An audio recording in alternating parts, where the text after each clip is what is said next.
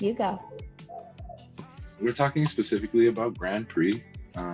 My first single of the year came out March 18th. Often feel like I work myself into these corners by making music that's really serious with a lot of intention, a lot of intent and focus on conveying a particular message. And so while I don't think Grand Prix is absent from that, what's actually really great about this song is it's coming more purely from a place of being just a huge fan of the sport of F1 racing.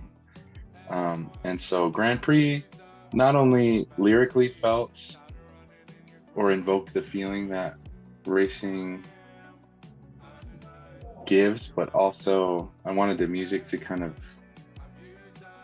create that world for people to live in for a couple of minutes. And so it's a really short song. You know, F1 laps are really short. There's a lot of you can hear parts of the production zooming by if you listen in really closely to all the parts that we've put in there. And then obviously the lyrics are using the lexicon from within F1 to tell this story of heartbreak and honestly the shift in the narrator's mentality as they kind of move through that experience. Red flags waving and I'm burning now. There's no winning when you're full of doubt.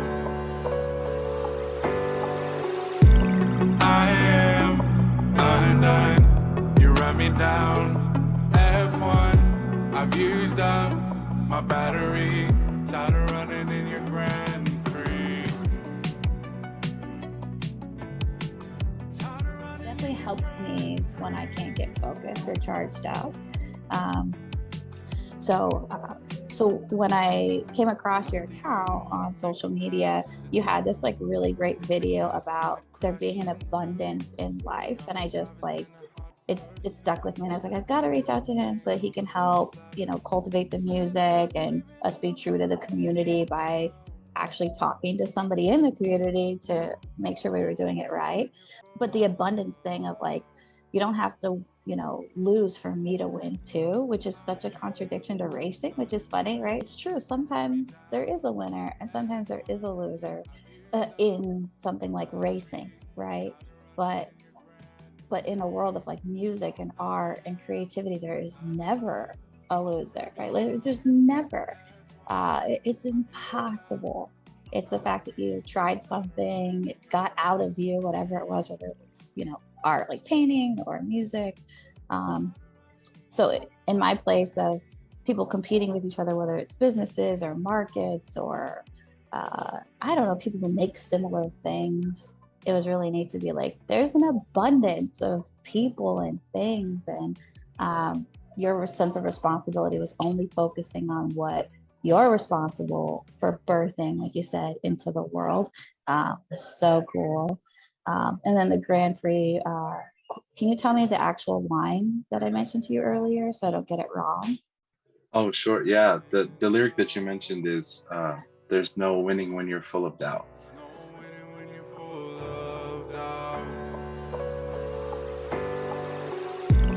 I am 99, you run me down. F1, I've used up my battery. Tired of running in your Grand Prix. And I think a lot of what I've heard from just listening to interviews from F1 racers, and because I'm so interested in the mentality, a winning mentality, you have to be completely dialed in every second of the race, because a mental lapse at that speed in that setting can cost you so much. Yeah, that's what it's felt like here, to be the first Pride event in Mesa, all these moving parts. It's growing day by day, and I just keep centering back to it, oh my God, there's no winning, there's no great event if I doubt any part of it. It's so I have to trust all the people that I've had help me. So it's just funny how it just magically became not only something I thought other people would need, because I didn't want Pride to just be Pride where you came out, you knew you were out, and you're having a great time. But it being the first one in Mesa, I thought it was important because there are a lot of people not quite out yet, or maybe a new family embracing it together. And I thought Mesa having this family plus culture and art would be a great space for that to be the idea. So there'll be resources like counseling companies, there'll be that was a new in nonprofit, the League of Women Voters. I really do enjoy it a lot, and I appreciate you for being so like I hate the word authentic and stuff, but I really appreciate you being like finding yourself to give so much more that would have been lost, like had you not. So that's like what we encourage our artists, or we have some people we work with that haven't really quite, found their voice of who they are. So we really like to strongly encourage them that we'll always be their family, fall back on, or if they need us or anything, because I don't feel like they could give the world their full potential if they're not fully who they want to be, right? Like you're only giving yourself half or tiny pieces. So lights out and I'm chasing pavement. Red flags waving and I'm burning. It's very confessional just from the beginning of, I kind of wrote it. I wrote a story more so than I did write about my own experience, but I think it's universally understood. Like you come to a place in your relationship with whatever it might be, another person, yourself, a thing that you're really devoted to, something new you're trying. There's just an invitation for the recognition of your authentic feelings in there, especially if it's difficult, because holding on to those emotions or thoughts that are really weighing you down and not giving voice to them can just over time just really cause you to be weighed down and feel burnt out. And I think that's kind of the narrative I wanted to bring people into with Grand Prix. So hope you love it. I love it. My family loves it. My daughters in a special way, and I have connected with it because they're having their own doubts and things, and they're young, and it's been nice to just connect on that level of we're all in doubt of something and we can't win like that. So I love it, and I really appreciate you. Yeah, very appreciative of you. I'm really excited about this. I think the thought of, Mesa's first Pride event and creating these spaces within the event for there to be resources, maybe people who are coming to their first Pride event, whether they're an ally or somebody who needs to learn to love, somebody who needs to learn in order to love somebody in their life better. Or, it might be somebody's just like first time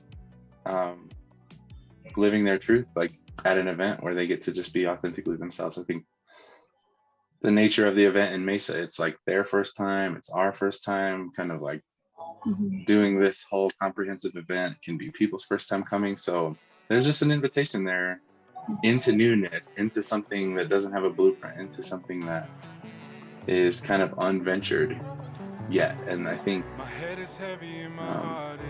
there's something exciting and kind of an undercurrent there that's really fresh.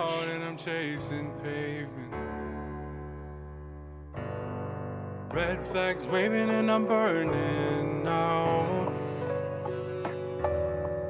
There's no winning when you're full of doubt. I am 99, you run me down. F1, I've used up my battery. Tired of running in your Grand Prix.